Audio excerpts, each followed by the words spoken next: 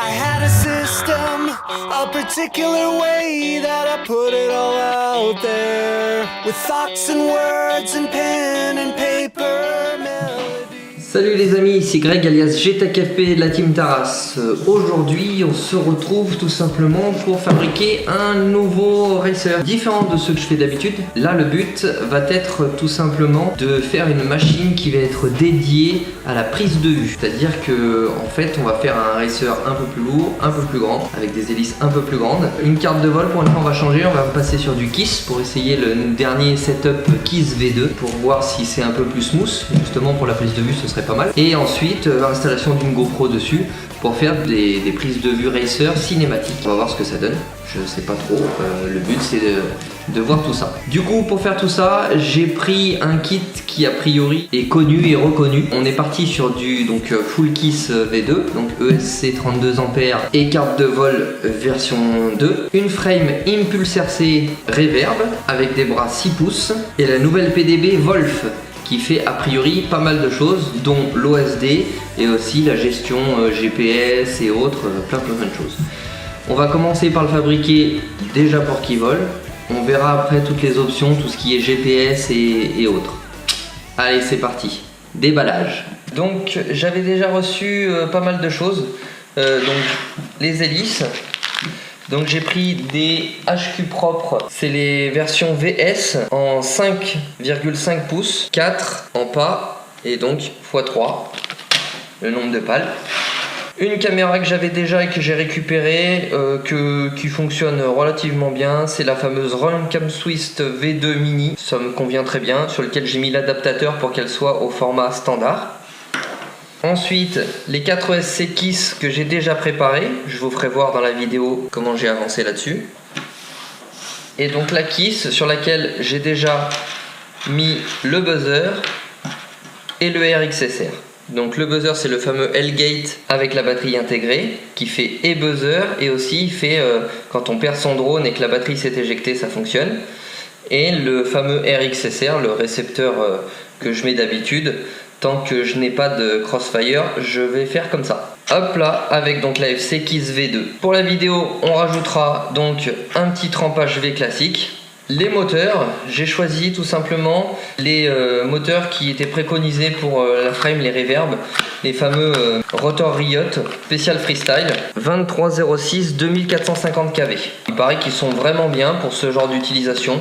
Donc on verra au final donc les 4 moteurs, le petit condo qui va bien pour mettre sur la lime au départ. J'ai pris des scratchs en Kevlar pour être sûr que ça se décroche pas. La petite gaine tressée bleue, comme en fait ce que j'aimerais c'est qu'il soit il y a une majorité de bleu. Donc vous avez vu le support GoPro bleu, les ESC j'ai mis des câbles bleus et des gaines thermo bleues, les petits pads pour mettre sous la frame et puis voilà.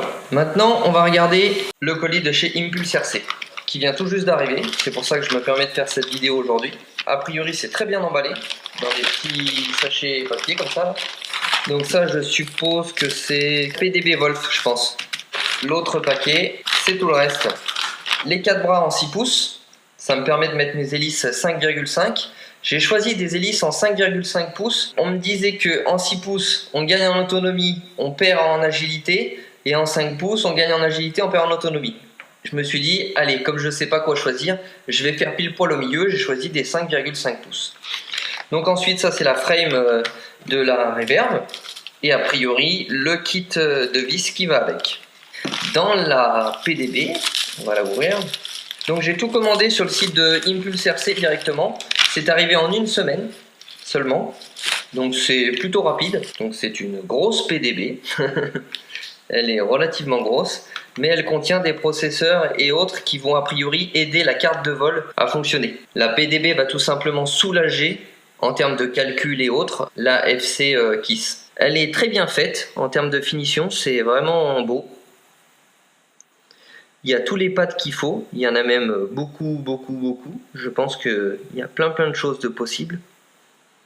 C'est très bien fini en tout cas. Et de livrer avec, il y a l'AXT60, les petits bumps là, les trucs caoutchoutés là qui permettent de faire du soft mount. Donc ça c'est parfait. Un micro qui doit normalement, il me semble, se souder quelque part sur la FC, je crois que c'est par là. afin de capturer le son et je vais enfin avoir un kit avec du son. Je pourrais tester de mettre des écouteurs sur mes lunettes pour enfin tester le vol avec du son. Et ensuite, une grosse nappe qui a deux trucs. Donc j'avais vu quelque chose tout à l'heure qui disait, ici là, KISS FC V1 White Cable Go to Port 2 et KISS FC V2 White Cable Go to SER1. Donc je pense, voilà, c'est ça. Donc ça va sur la PDB. Et ça, donc ça va aller sur la KISS. Et en fonction de la KISS V1 ou V2, le câble blanc, a priori, va pas au même endroit. Livré avec, hop là, qu'est-ce que nous avons? Je suis très surpris et j'avais déjà vu ça sur les vidéos, j'y croyais pas vraiment. Ils fournissent, ils te l'envoient avec la frame, des limes. Alors il paraît que c'est pour fignoler le carbone sur le bord. Donc il y a ça pour une lime ronde pour les trous et une lime carrée pour les bords. Donc je vais voir si je prendrai le temps de le faire ou pas. Les deux petits tubes pour les antennes de l'émetteur, les supports caméra, les plaques du dessus-dessous, la plaque du dessus avec son autocollant lipo et le fameux support des deux petites antennes là pour aller sur le dessus et le kit de vis qui est séparé. Donc c'est vraiment complet. On a donc celle-ci qui concerne la Wolf et celle-ci qui concerne la frame. Hop là, on va scanner celui-ci, tac, il va chercher sur internet. Alors, qu'est-ce qu'il nous dit là-dessus? Wolf. Donc on a des schémas de câblage, nickel. Il y a pas mal de choses. Est-ce que la vidéo va nous montrer comment on fait le montage ou est-ce que c'est juste une review? On va regarder. A priori c'est qu'une review, ça nous montre pas comment on fait le montage. Et donc le deuxième, qui est celui-ci, ça nous envoie exactement au même endroit. Donc a priori c'est les deux mêmes QR codes. Ça nous envoie au bon endroit, hein, puisque bon, c'est bien la page du Reverb avec sa PDB spécifique OSD. Donc moi ils m'ont pas envoyé la PDB classique, hein, puisque je pense que quand tu commandes celle-ci, ils retirent la PDB d'origine pour te remplacer par celle-ci. Est-ce qu'ils te la déduisent de la facture? Ça j'en sais rien. Donc voilà, on a pas mal de choses à monter. C'est tout déballé, enfin presque tout. Je vais faire aussi le tri des vis. Le carbone a l'air vraiment pas trop mal fini, franchement. En effet, il est très brut. Il est vraiment pas coupant, mais voilà. Donc je pense que les limes servent à ça. Le but, ça va être de venir un peu arrondir tout ça pour que ce soit moins coupant. Il y a les deux plaques principales, une dessus, une dessous, j'imagine. Une devant, derrière, pardon. Celle qui a priori est prévue pour l'avant, pour les supports caméra là, qui vont venir s'incruster dedans. Eh bien, elle fait 2 mm d'épaisseur. Celle qui, elle, est prévue pour l'arrière. Donc forcément, l'arrière, je pense que ça prend moins de choc. Donc du coup, ça va être un peu plus léger. C'est ça, 1,5 mm. La top plate du dessus, elle est également à 1,5 mm. Les supports de caméra, par contre, eux, ont l'air plus épais. En effet, ils font 2 mm. Et les bras, tadadadam. Les bras, c'est des bras de 4 mm. Ils sont relativement larges. On a à peu près 2 cm de largeur. Et à ma grande surprise, je pensais qu'il y avait des bras à droite et des bras à gauche. Et en fait, c'est tous les mêmes. Donc du coup, ça c'est plutôt bien pour tout ce qui est pièces de secours. Et surtout, du coup, c'est 4 bras séparés.